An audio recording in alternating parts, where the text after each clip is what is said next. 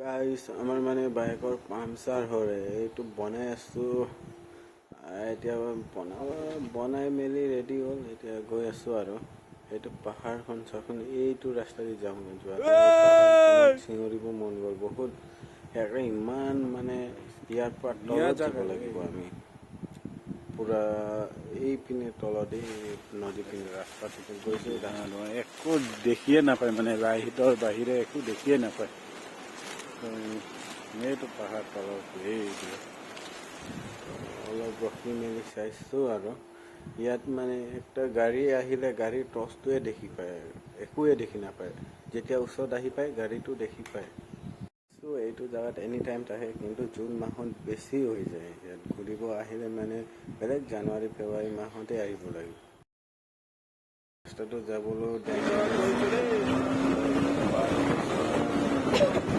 পাহাৰৰ মাজৰ মানে চোৰাং, পাহাৰ কাটি বনাইছে মানে চোৰাং, এই ভিতৰৰ পৰা গৈ আছোঁ আৰু ইয়াতো পূৰা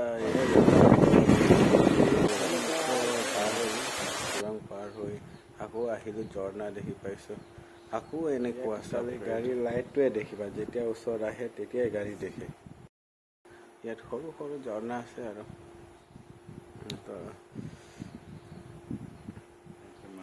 গাইছ, আৰু এটা দোকানত সোমাইছোঁ। চাওকচোন গাইছ, কি ধুনীয়াকৈ ৰাখি থৈ দিছে একদম দোকানটো। বমডিলা যাবলৈ ভোক লাগিলে, ইয়াত শ্বপিং কৰিব আহিলোঁ।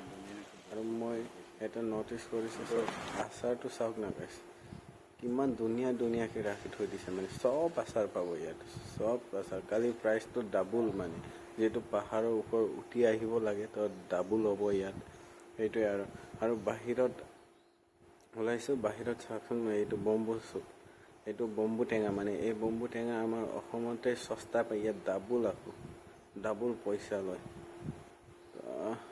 এইবিলাকতো লৈ নগ'লোঁ, বাকী খোৱা বস্তু লৈ গ'লোঁ। ইমান দূৰ আহিছোঁ ন, ভোকটো লাগি আছে, উপায় নাই, অলপ চলপ লৈ লৈছে আৰু লগৰকেইটাও। তো ইয়াৰ পৰা যাওঁ আৰু আমি।